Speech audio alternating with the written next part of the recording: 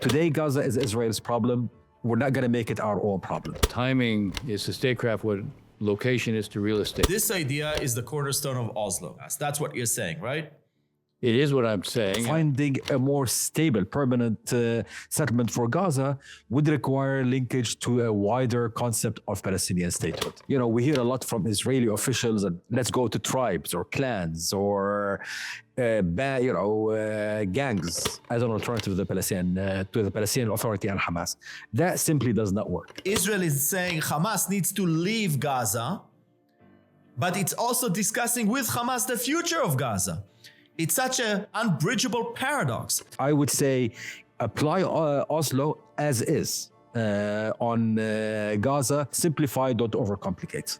If we're pushing for the removal of Hamas, we're clearing the ground for President Trump to come forward and say, and by the way, I have a vision for the future. This administration is not going to recreate and draft a new plan. You have to seize the moment. What defines deal making? We have an American administration that pretty much believes that everything that came before it isn't relevant. I think it's inescapable. There is no conceivable progress in Gaza without involving the Arab world. That simply does not work. You end up with only two options. Hamas, which has one vision, and the Palestinian Authority. There's no third vision. The PA, in its current form, it cannot govern. Israel refuses to deal with the PLO and refuses to deal with the PA. It finds itself dealing with Hamas. There will need to be a different kind of Arab responsibility for this role. Today, Gaza is Israel's problem. What you're saying, Raith, is that there's no possible war-ending deal in Gaza that does not acknowledge the borders of Gaza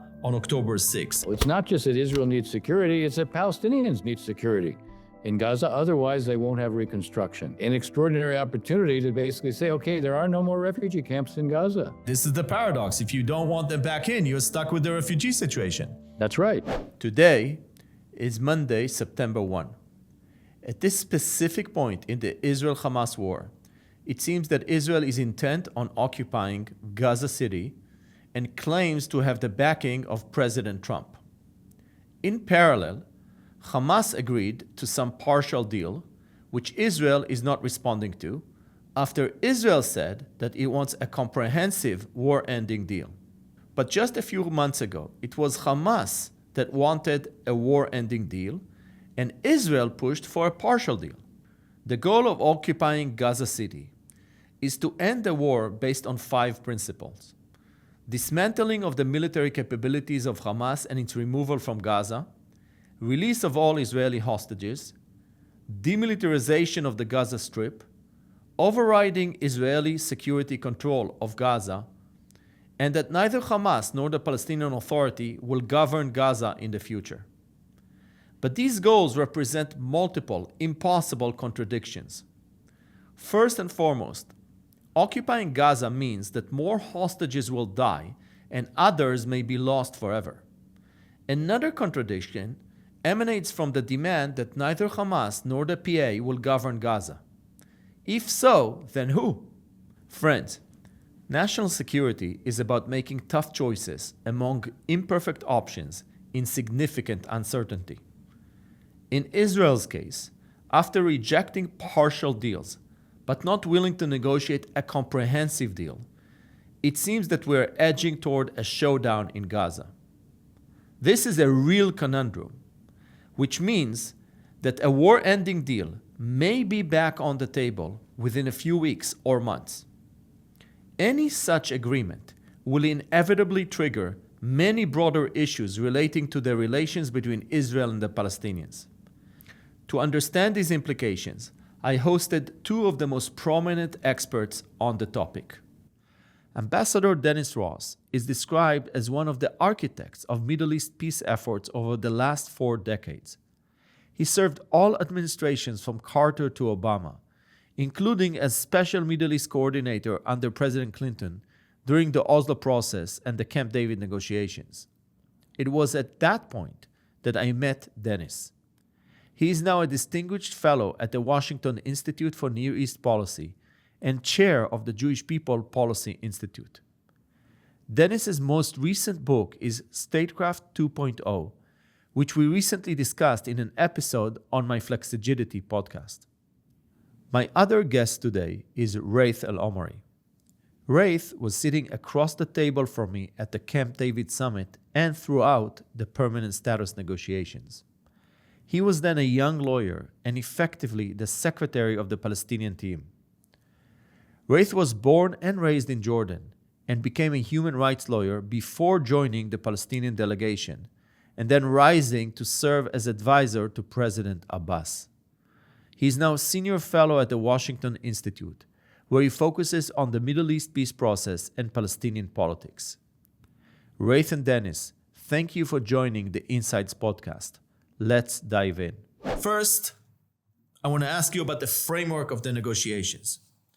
In the past, we had a framework for negotiations that was shaped by the 1978-1979 Camp David Accords, the fundamental principles brought forth by the UN Security Council Resolution 242, which then shaped the Oslo negotiations and the Oslo process, allowed for the peace treaty with Jordan. And this framework has actually been the cornerstone for Middle East diplomacy for the past 50 years. As I said, since 1978, 1979. My question is, what of these structural aspects of this political process may be relevant when we move forward to think about the future of Gaza? Meaning, in when and how will the negotiators of the future of Gaza have to turn into the work that was done and the framework that was laid in past agreements? Dennis, maybe start with you. So it's an interesting question because we have an American administration that pretty much believes that everything that came before it isn't relevant. So it's not as if this administration is going to draw on the structure of the past, the concepts of the past. The question is whether or not the Israelis, even though they too, as you said in your introduction, Bibi Netanyahu appears also to want to jettison at least Oslo and the concepts of the past, although at the same time, he is saying that the Palestinians need to be able to govern themselves. He talks about Israel being responsible for overall security, which of course was part of the Oslo process. And he talks about the Palestinians governing themselves, which was in fact the spirit, going all the way back to Camp David, of an interim self-government authority, and obviously the existence of a Palestinian authority that emerges from Oslo. So even if the framework per se and the terms are not going to be the terms that are necessarily embraced, you can't escape the reality that if you're going to move towards some kind of Palestinian governing arrangement, that it is at least informed by the realities that were created by the past. The Prime Minister of Israel can say he doesn't want the PA involved, although it's interesting that he said Palestinians, and then he made a reference to Fatah, which was an interesting reference in my mind. It suggests to me that he may look like he's trying to avoid the PA, but he understands he has to find some representative that will be seen as being legitimate of Palestinians more generally. And he also probably understands he will not get Arab participation in Gaza, which he understands he will need unless he has some Palestinian representation, and they will insist on the PA. So somewhere down the line, we're going to find, I think, some reconciliation between where he is in a public political way and where he is in a practical way in terms of what will proceed. So that is basically what you're saying is that the Camp David Accords of 1978 introduced the idea of a Palestinian self-governing body over an interim period of 5 years. This idea is the cornerstone of Oslo. Now, in any scenario for post-war Gaza, again, this idea of a self-governing Palestinian body, whatever it will be, because we'll speak about who that body is in a moment, will govern Gaza. Meaning we're going back to the same notion of a self-governing Palestinian entity, which is kind of autonomous, bound by agreement with Israel, but not a state. That cornerstone idea that comes from the Camp David negotiations and shaped Oslo is moving forward with us. That's what you're saying, right? It is what I'm saying, and I think it's inescapable for another reason. Prime Minister Netanyahu will want Arab involvement, and he'll also want to demonstrate that he's doing something on the Palestinians so he has a chance towards broader normalization as a result. He will be driven back to that. Now, my own guess is the politics of this will change as he looks to the end of the war in Gaza. He will not be able to maintain the current coalition. At some point, he will move to elections. The minute he moves towards elections, he's no longer dependent on Ben-Gvir and Smotrich. Their threats to leave the government mean nothing to him because he's moving towards elections. And they, by the way, they become his competitors. He doesn't have to accommodate them. He's competing with them. So his interest in Arab normalization, which is driven by his desire to show he's changing the region as a whole, which is a function in his mind of having defeated the Iranians and having defeated the proxy network, his need to draw the Arabs in will require that he has some sort of authentic Palestinian representation, some sort of approach that has the Palestinians governing themselves. That basically puts him back in a position where the structure of the past, the logic of the past will inform what he does now and in the future. So, Raith, I want to turn to you with a similar logic, but take it a step forward.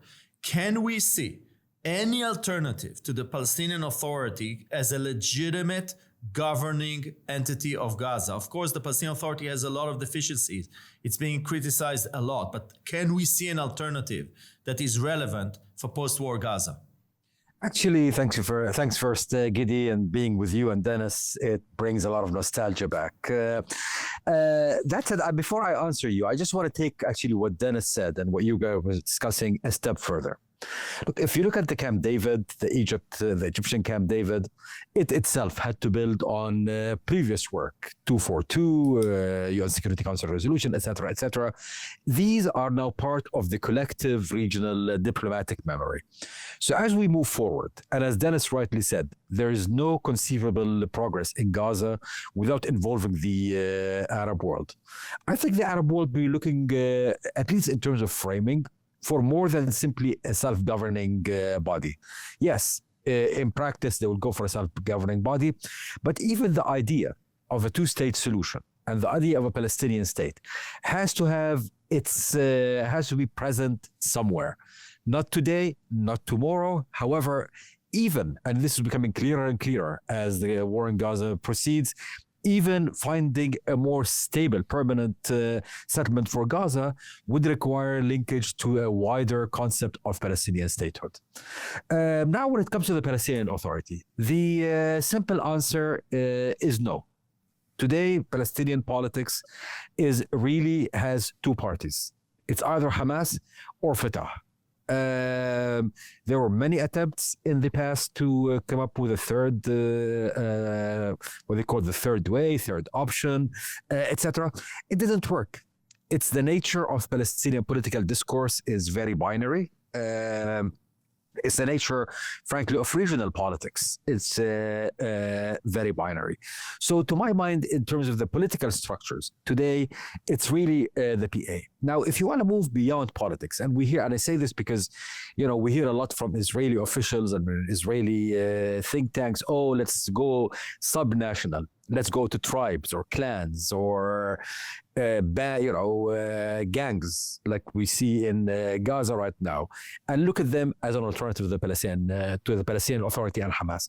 That simply does not work. It doesn't work because if you look kind of comparatively, attempts to work for the sub-state entities in the region, elsewhere, always end up with disaster. But also it doesn't work because any governing body would require a source of legitimacy. It has to have a political vision. It has to be seen as more than a municipality that is a collaborator. And here again, you end up with only two options: Hamas, which has one vision, to my mind, an abhorrent one, and the Palestinian Authority, which represents another vision. There's no third vision, no third political sense of national identity behind the two. So for better or worse, you have the PA, as you rightly said, though, in its current form. It cannot govern. It requires a lot of reforms, etc. And this is where the Arabs, again, will have to come in and play a role. So that's actually a fascinating transition to my next question and my next topic, where there is a huge carryover from the past through the present to the future, and that is, who is the interlocutor of Israel? So in the past, we know that the Oslo negotiations began in late 1992 when a group of Israelis, first non-governmental and then representatives of Foreign Minister Peres and Prime Minister Rabin, negotiated with a group of Palestinian leaders that, as you say, were sub-state. This is a group that was actually coordinated with the PLO and then signed on August 20, they signed a draft agreement. After signing the agreement, Prime Minister Rabin actually understood that he has an interest in negotiating with an entity that represents all Palestinians. So from August 20 to September 13, the Israeli positions flipped, and Israel insisted on signing with Arafat as a representative of all Palestinians. The reason I'm giving this background is that right now, because Israel refuses to deal with the PLO and refuses to deal with the PA, it finds itself dealing with Hamas. And not only that it deals with Hamas, Israel is saying Hamas needs to leave Gaza, but it's also discussing with Hamas the future of Gaza. It's such an unbridgeable paradox. So my question to you is, how should we think about the interlocutor of Israel when it comes to the discussions of the future of Gaza? I'm not talking about ending the fightings. I'm talking about post-ceasefire period. What would be your thinking? Maybe, Raith, we start with you and then we go to Dennis. I mean, look, to be honest, I mean, you need to look for three attributes in your interlocutor. First of all, you need to have an address that has diplomatic legitimacy. Now, this might sound very, technical, yet the reality, you need to have an interlocutor who is recognized in the international community, who can deliver, who is recognized to speak for the Palestinians. And here, it's the PLO. I mean, this has been the PLO since the 1970s at least, and it continues to be the PLO. So first, you need the diplomatic legitimacy. Then you also need, frankly, and that's a subset of this, the regional legitimacy. You need ultimately to bring in the region. The region has to come in under the umbrella of a Palestinian that they can say, this is the one who speaks for the Palestinian people. And here again, the only option is the PLO. I mean, the Palestinian Authority being a subset of the PLO. Where it gets more complicated is also you need an address that has domestic legitimacy. And here, frankly, you don't have an address. Here, the Hamas has lost a lot after October 7th. And the Palestinian Authority and the PLO has lost a lot as well through their mismanagement and poor governance and, frankly, the failure of previous diplomacy. But the challenge becomes, how do you bring the address that's recognized internationally and regionally, and then how do you help it gain domestic legitimacy? If you start to look for an alternative address, and again, this is what I see the Israeli government doing now with, those clans in Gaza and whatever. Good luck. You might even strike a deal with them. However, you'll be alone in doing this. No other actor will come and support the vision or the reality, whether in Gaza or in the wider sense. And you end up with Israel being stuck with the security, financing, and ultimately even political management of the Strip. Yes, Dennis, just I want to remind here that formally speaking, the PLO is the sole legitimate representative of the Palestinian people. The PLO still holds that mantle, whereas any other entity actually represents a clan, a segment of the territory, a group of, just a small group of people. So actually the question of the interlocutor for these negotiations is really a fundamental question for the whole process. But Dennis, how do you see it from the American side? Well, even from the American side, I see it very much the way Raith described it. It doesn't do us any good to try to be brokering something with someone who, A, can't deliver, or B, if they agree to something, will be not only not accepted by Palestinians, but not accepted by Arabs. I do think what is different today than what before is that there will need to be a different kind of Arab responsibility for this role. Just as we see right now, it's Egypt and Qatar. Israel's not talking directly to Hamas. They're using Egypt and Qatar. I think you're going to end up with the Emiratis and the Saudis and the Egyptians playing a much different, much more active role in the negotiations than was the case in the 1990s. Although, Gidi, you'll recall that until the Gaza-Jericho agreement, the Egyptians played a major role. After Arafat embarrassed them at the signing of the Gaza-Jericho agreement, Mubarak basically took them out of the equation. But prior to that time, they played a major role. I suspect we were going to see maybe it's the Arab Quartet, or the Arab Quint. You're going to see some kind of major Arab role here because in the early going, you don't have a Palestinian actor that you can count on. And by the way, even the PA will need the umbrella of the Arabs to add to its sense of authority, given its own lack of legitimacy right now with its own public. So I do think we're going to go through a different kind of transition than we saw before. We're not going to have a direct Israeli PLO dialogue to begin with. I come back to the fact that Bibi mentioned Fatah. I can't believe that was an accident. I suspect there may be some influence from the Emiratis on that. But the point is there's going to be some kind of Arab role that will be different than we saw before, and different also in the sense that I think it will be part of the process throughout. And it will be necessary towards the end. I've been thinking about this, by the way, that one of the mistakes we made was that we needed to involve the Arabs much earlier in terms of either creating cover or a push for Arafat. One of the reasons we didn't was because Barak didn't want us sharing anything with anyone else. And that was a mistake on his part, but it was a mistake on our part for listening to him. We should have basically said, look, we need the Arabs to play this role, either to push him or to provide cover for him to make decisions.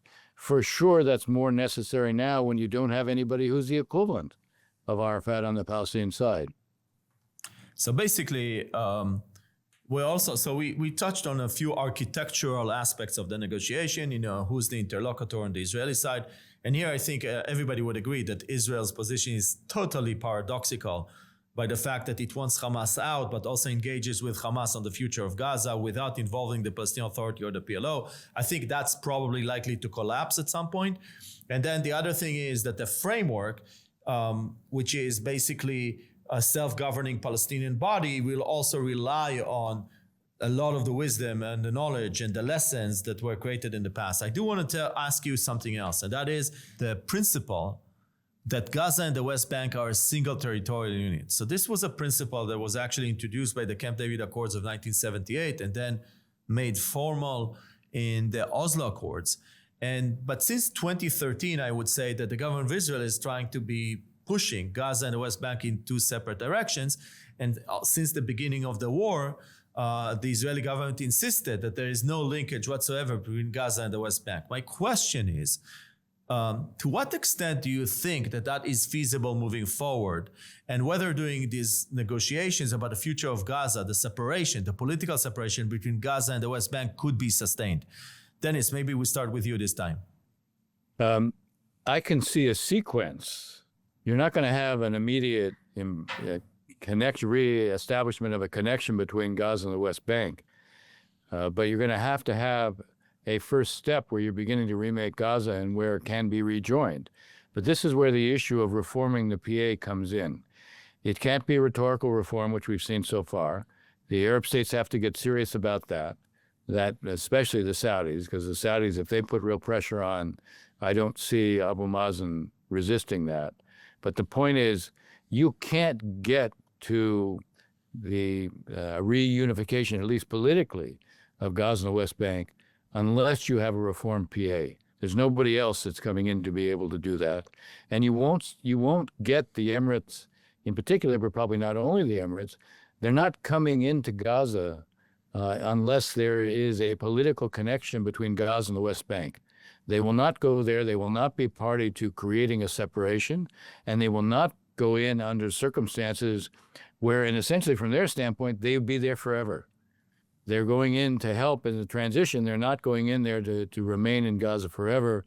And if there's an effort to de-link Gaza and the West Bank, you lose them in the process, but you won't have any other Arab takers as well. So basically, but then we're speaking about, first of all, the political principle of Gaza and West Bank being a single territorial unit. And then there's the physical manifestation of that through roads or bridges or tunnels or whatever it may be. And there were different versions for the how you actually connect those two sides. But let's just focus on the political side. What you're saying is that, first of all, this principle cannot be explicitly denied, meaning Correct.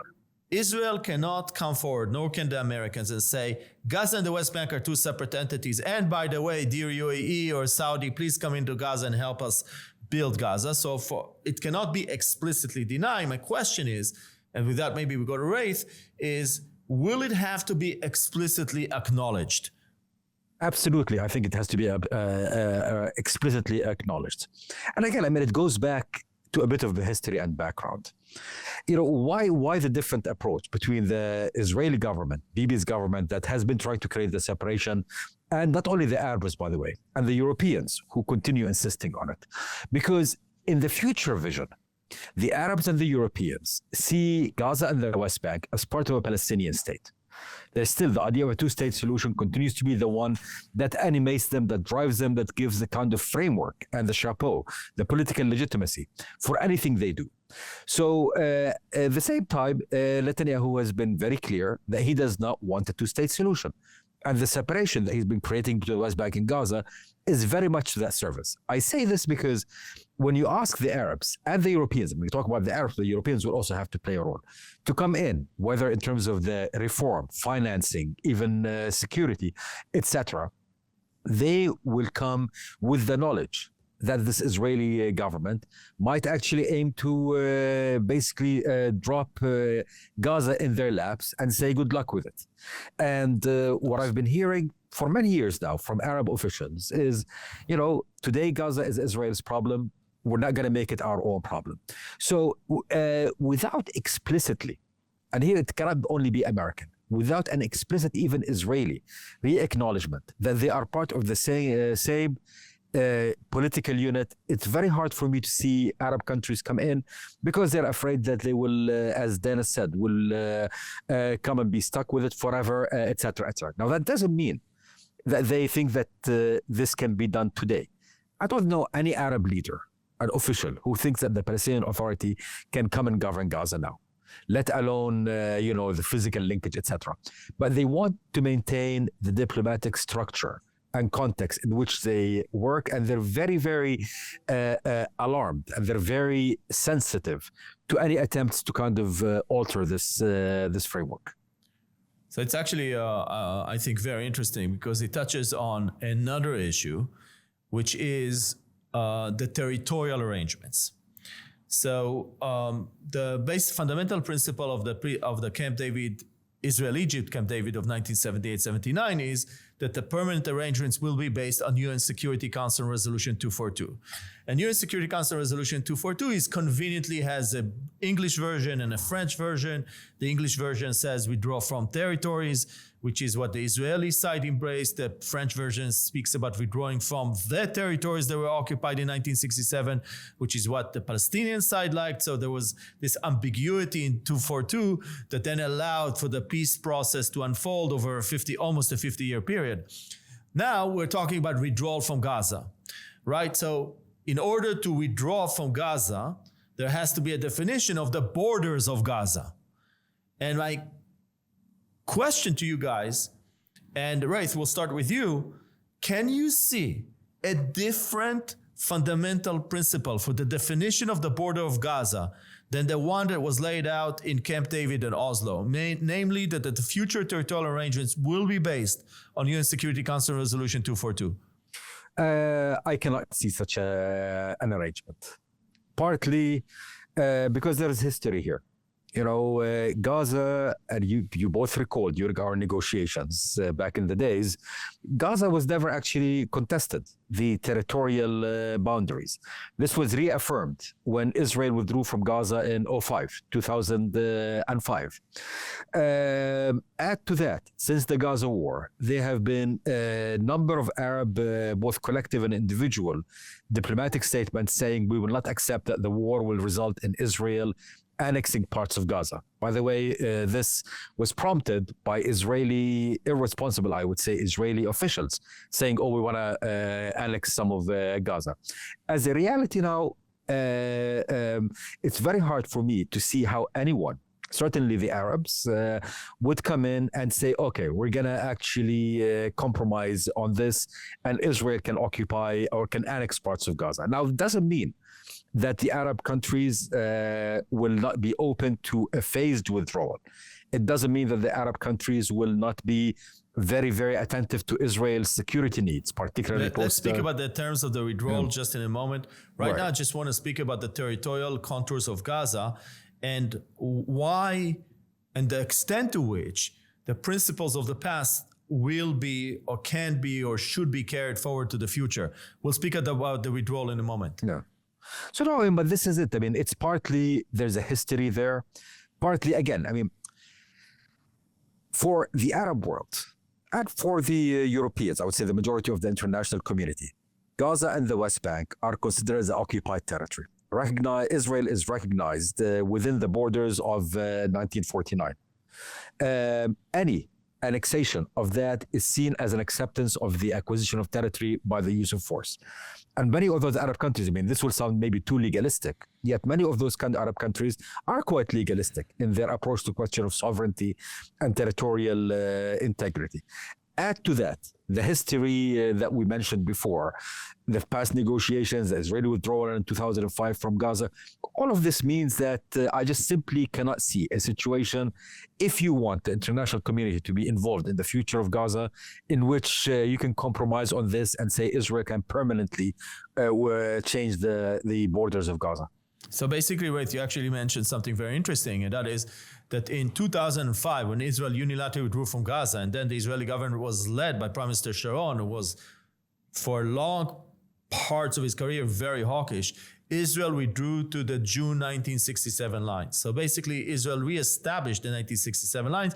I do want to say that these lines represent some sort of a territorial exchange in Gaza that happened between Israel and Egypt in the 1950s, where Israel got some territory in the northern part of Gaza and Gaza was expanded in the south. So basically, we have all that history. And what you're saying, Raith, is that there's no possible war-ending deal in Gaza that does not acknowledge the borders of Gaza on October 6th. And Dennis, what's your take on this? Well, again, I think in this case, the Trump administration will understand if they want the Arabs to play a role and they want the broader normalization, the expansion of the Abraham Accords, they can't get it if it looks like the Arabs can't accept a redefinition of the boundaries. It's not that this administration is going to come in and pay the least bit of attention to what came before. You know, does it know the Security Council resolutions? I wouldn't bet a whole lot on that. Does it know the details of Oslo? I wouldn't bet a whole lot on that. But what it understands, you have a president who sees himself as a deal maker. His negotiator, Steve Witkoff, sees himself as a deal maker. Understand, they have talked directly to Hamas. No other administration talked directly to Hamas. The prohibitions from the past, the kind of issues that you would have said, no one can go ahead and do that, that doesn't govern this administration. So what will govern it is what defines deal-making. And you just heard Raith say, and I'll actually take it a step further than what he said, for the Arabs, if it looks like they're surrendering Arab territory, that goes against how they define international legitimacy. The Security Council resolutions they have often used as the justification for them to accept the very idea of peace with Israel. They're not going to walk away from that now. Now, again, Ray said something, and I want to amplify it. He said a phased withdrawal they can accept. I would also say the idea of a buffer in Gaza for a while, for some period of time until the security arrangements prove themselves, they can accept. But the redefinition of the border, they will not accept. That, for them, means that they no longer have this umbrella of international legitimacy for what they're doing, and that remains important to them. When Ray talks about the international legalisms that they pay attention to, I see it as connected to the way they rationalize making peace with Israel in the first place. No, not only that, I'd like to add that when you look at the Trump plan of January 2020, when you look at the Clinton ideas of December 2000, both of these platforms, political frameworks, spoke about some sort of a territorial exchange Yes. between Gaza and the West Bank, meaning that Gaza is expanded in order to allow for Israel to annex some of the settlements in the West Bank within permanent status. And this is not just President Clinton, the Democrat. This is President Trump in January 2020 suggesting this kind of exchange. So if anything, in order to get to a comprehensive resolution of territorial resolution of the conflict, at some point in the future, however distant, Gaza needs to be expanded, not contracted. So we have that legacy also in play. It's a very fair point, but it comes back to the essence. This is what they heard from the Arabs. They understood they needed this. To get the Arabs, they needed this. So that's why they made that adjustment. And again, there's a rubric here. This is an administration that's led by someone who defines himself, sees himself as a deal maker. You know, why do you talk to Hamas? Well, because they're the ones holding the hostages. There was no prohibition.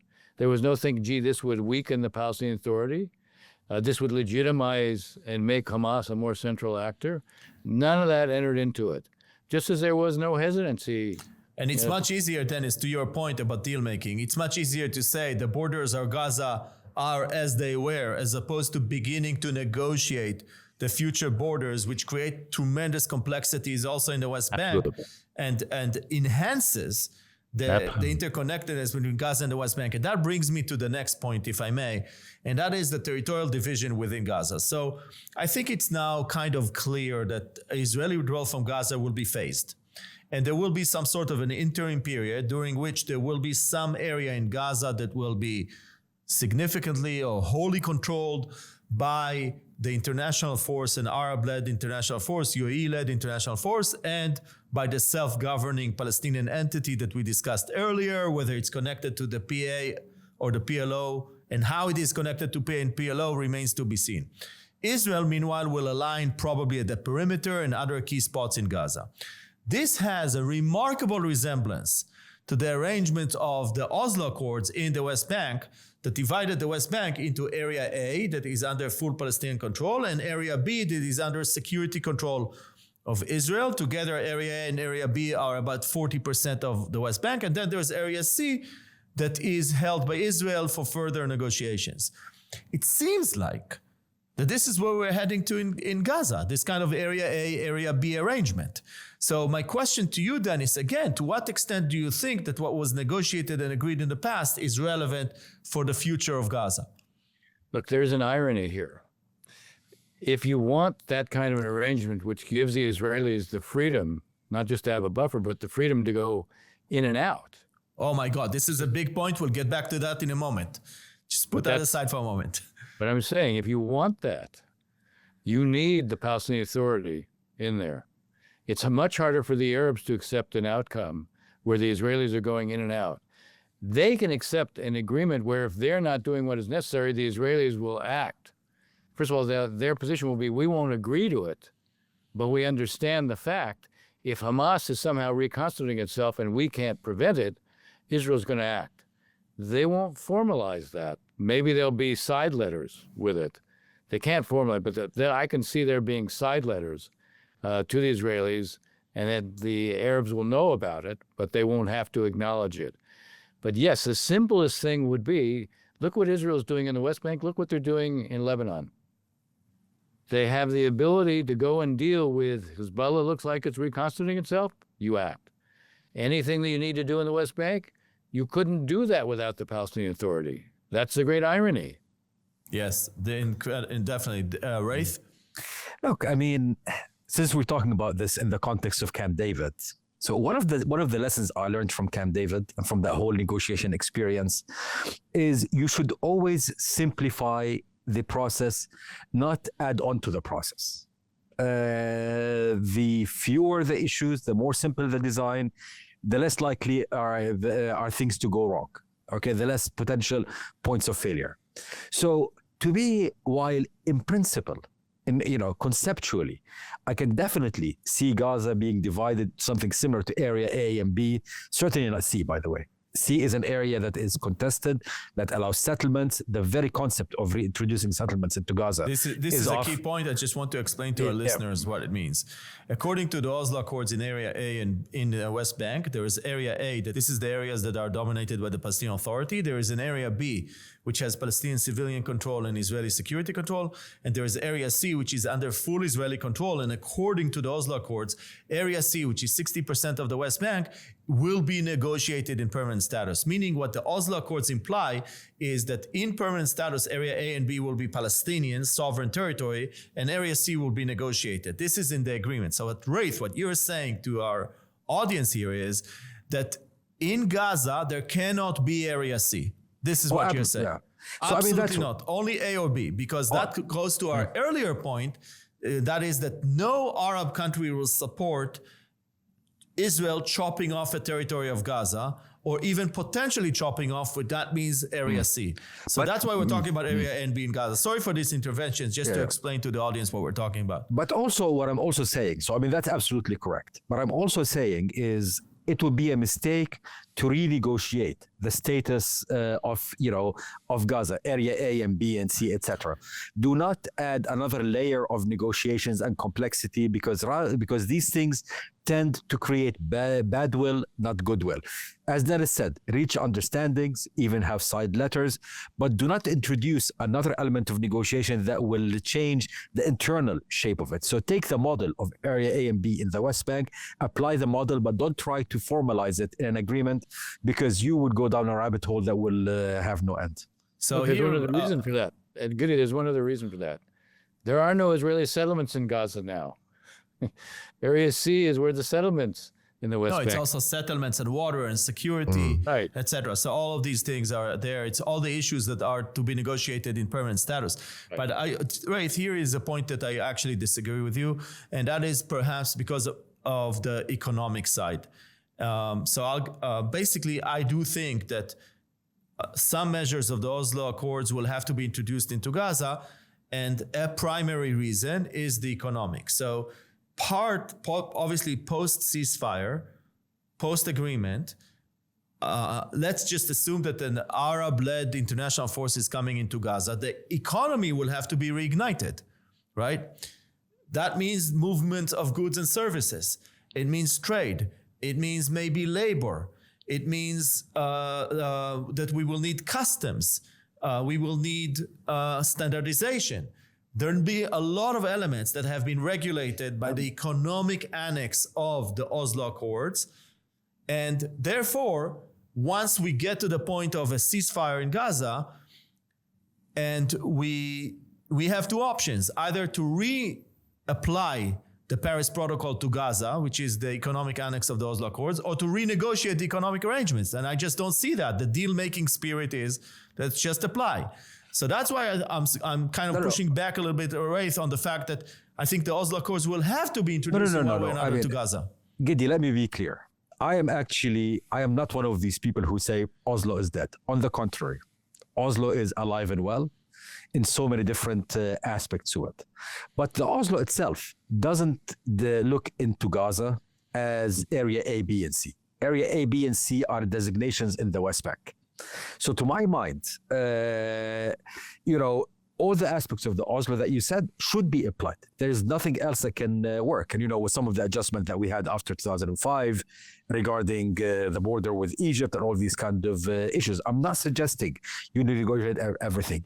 What I'm saying is do not bring the model, not the model, but rather the legal designation of A and B, which is a West Bank legal designation, and try to introduce it to Gaza. I would say apply Oslo as is on Gaza.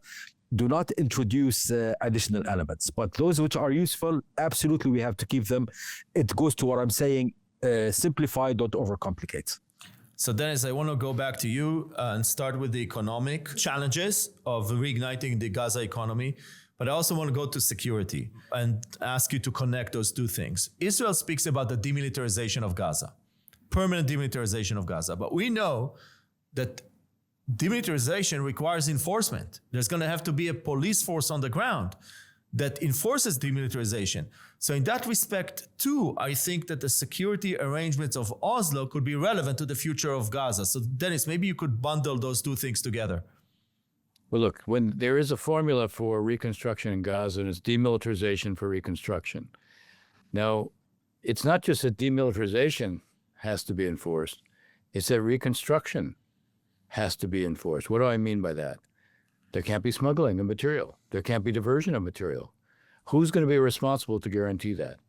There has to be an agreement that everything will be monitored, and even an agreement that says if there's diversion of material, the process of reconstruction stops. So you're talking about outside actors, but probably also Palestinians who are part of a law and order process that is designed not just to ensure that there's security and law and order, but that the reconstruction of Gaza proceeds in a way that isn't interrupted, that you have to have an approach that prevents the kind of smuggling materials. How did Hamas build the tunnels they did? How do they acquire all the weapons they did? They had no shortages of weapons. Everything was smuggled in. So you're going to have a structure if you want the reconstruction of Gaza, in effect, restoration of life in Gaza, not humanitarian, but an economic life where there can be commercial activity. There has to be some structure that governs this, that administers this, but also guarantees it from a security standpoint. The two are inseparable. It's not just that Israel needs security, it's that Palestinians need security in Gaza. Otherwise, they won't have reconstruction. And they have a desperate need for reconstruction, to put it mildly. Dennis, actually, that touches on another issue, which is the issue of refugees.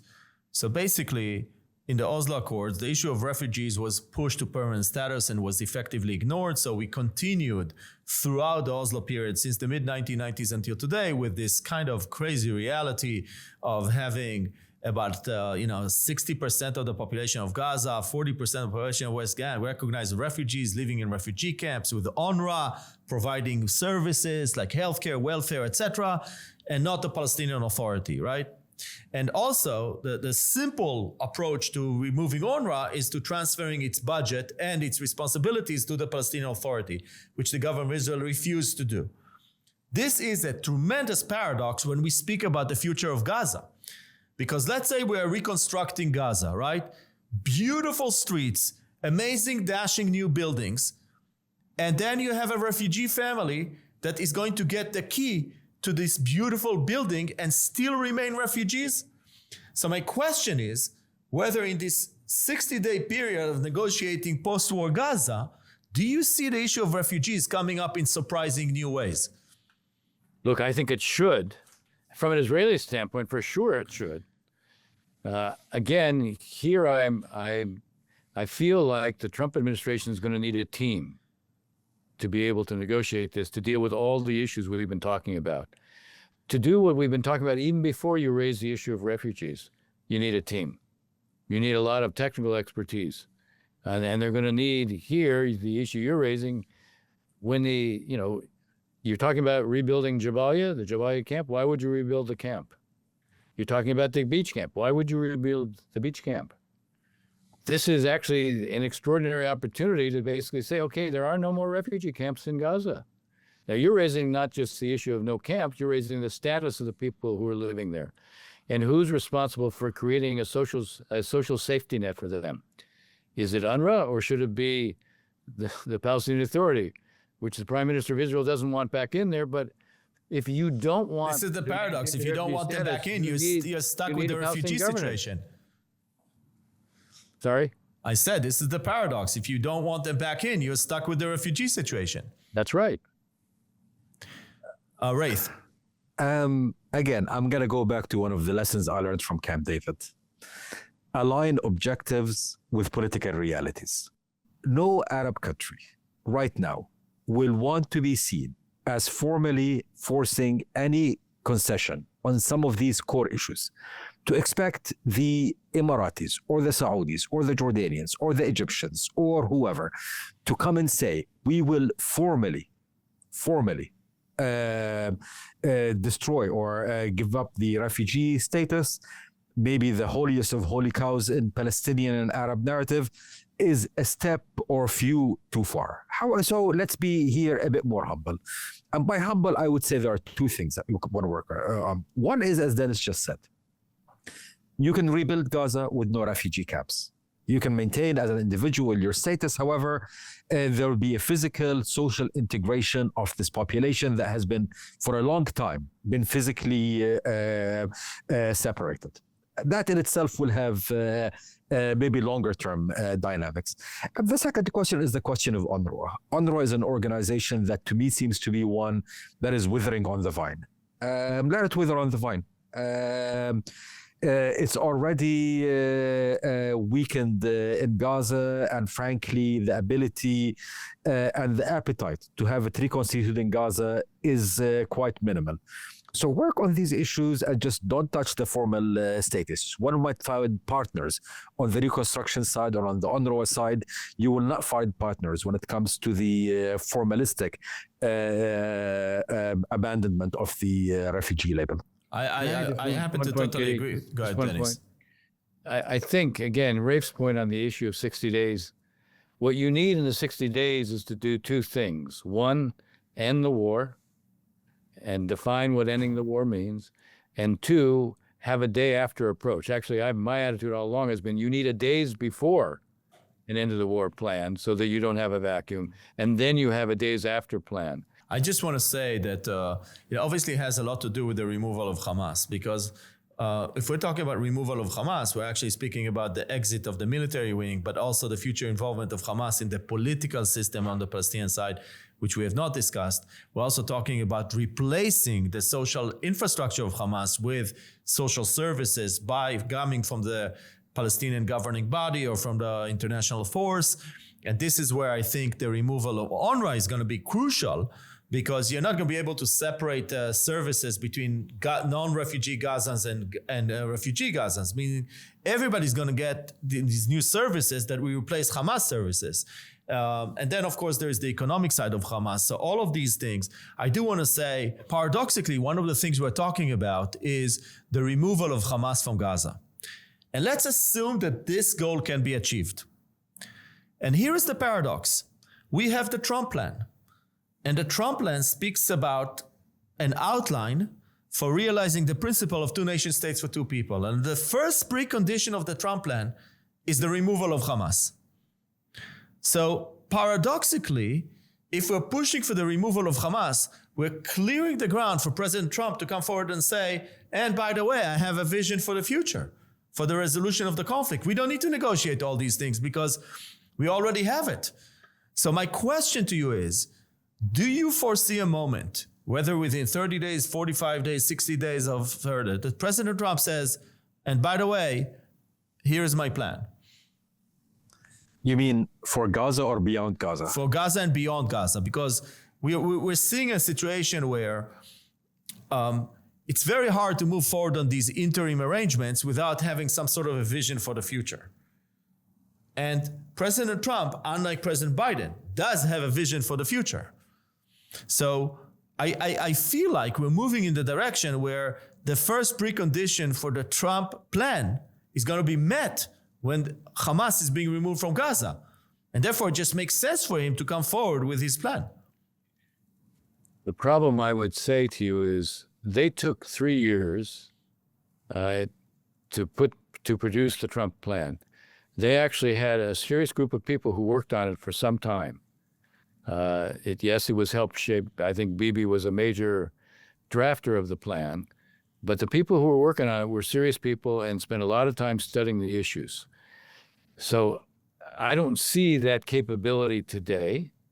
There's a difference between a deal maker and someone who is thinking through all the issues and creates a structure for that. Now, it's possible that basically Steve Woodcock decides just to embrace that plan. That's a distinct. Yeah, that's my question. This is what I'm asking.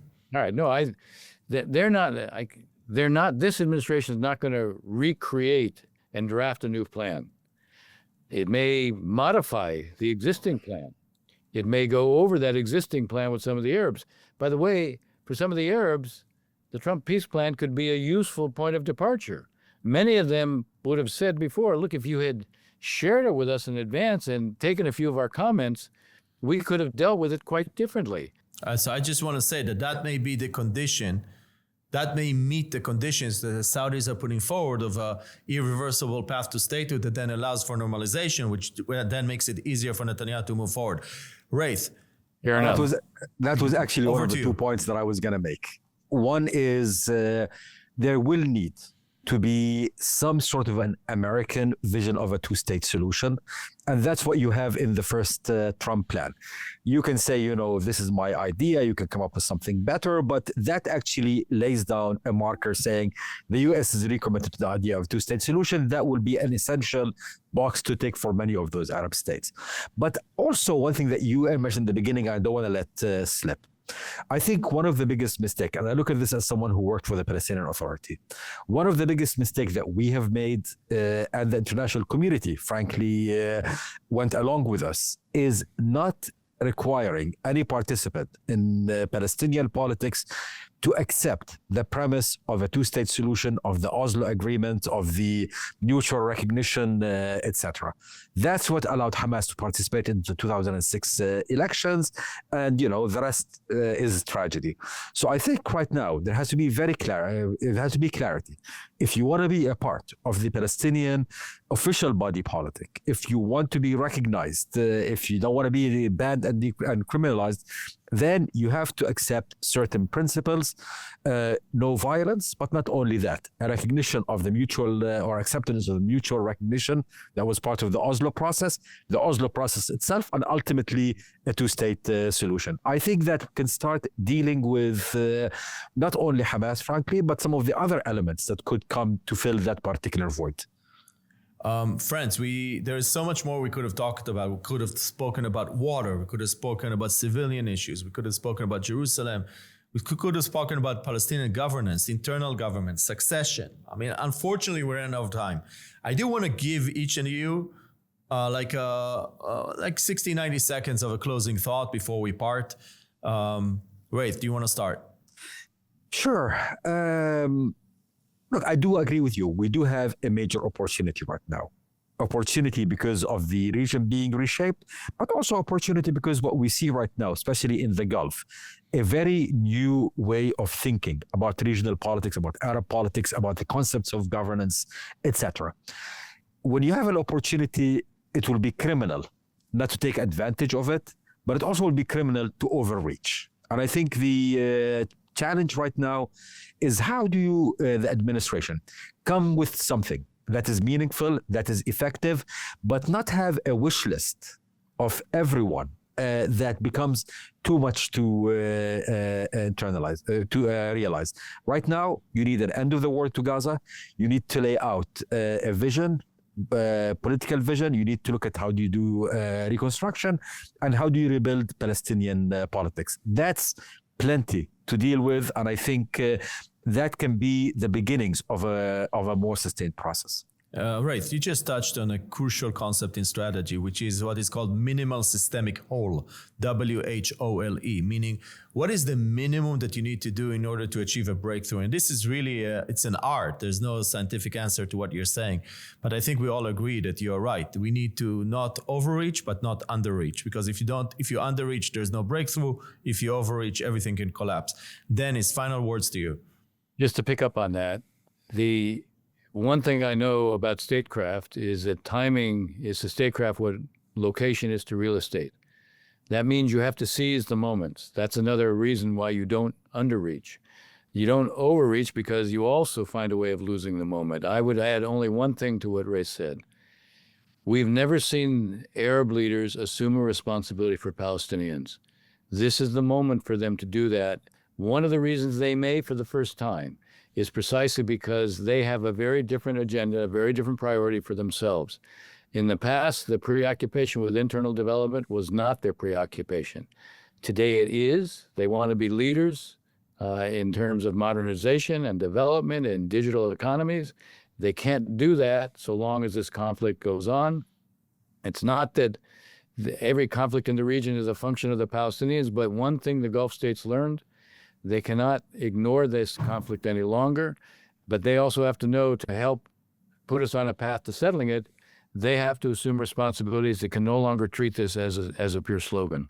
Friends, thank you very, very much for joining me today. And if you feel like me, that we've just scratched the surface, and there's so much to talk about. There's such a huge opportunity that we're looking at, and we need every ounce of wisdom that we can bring forward to serve the negotiators and the decision makers. And think this may be the moment where some of the past wisdom could actually help shape future development. Thank you very, very much for joining me today.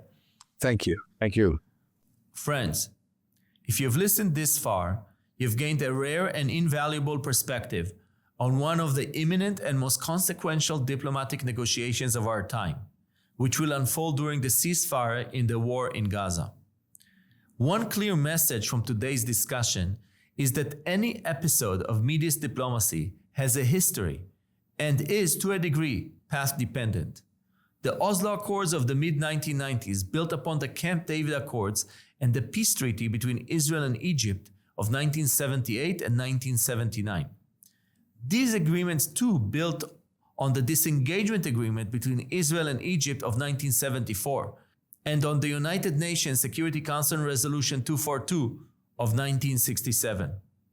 Similarly, reaching a war-ending deal in Gaza will likely trigger issues which were shaped by the Oslo Accords, such as who is the Palestinian partner, what are the borders of Gaza, and what should be the security arrangements.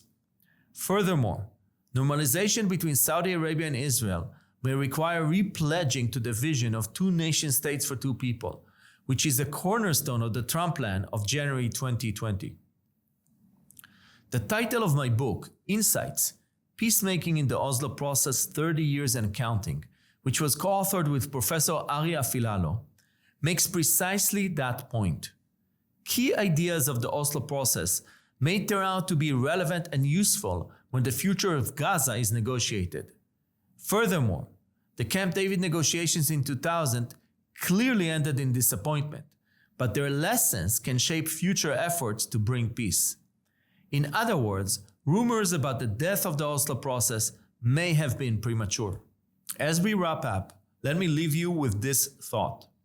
Peace is not a single event, but a long, twisting process with setbacks and surprises, which is driven by people who refuse to accept the inevitability of conflict and bloodshed. As President of Egypt, Anwar Sadat famously said, "Peace is a dynamic construction to which all should contribute, each adding a new brick." I'm deeply grateful to my friends Dennis Ross and Gaith Al-Omari for sharing their wisdom today. Their dedication to peace has been inspiring, and they certainly added their bricks to the construction of peace. My name is Gidi Greenstein, and this has been an episode of my podcast, Insights into Mideast Diplomacy. I'm grateful to Asher Brooks and DJ Warga of Theorist Studios and to Eli Kelmanovich for the research. Please subscribe, like, follow, share, and comment. Thank you very much. Friends, if you've listened this far, you've gained a rare and invaluable perspective on one of the most consequential diplomatic negotiations of our time, which is unfolding right now in Cairo and Doha about ending the war in Gaza. One clear message from today's discussion is that any negotiations on ending the war in Gaza will inevitably trigger issues relating to the long-term relations between Israel and the Palestinians, which were shaped by the Oslo Accords.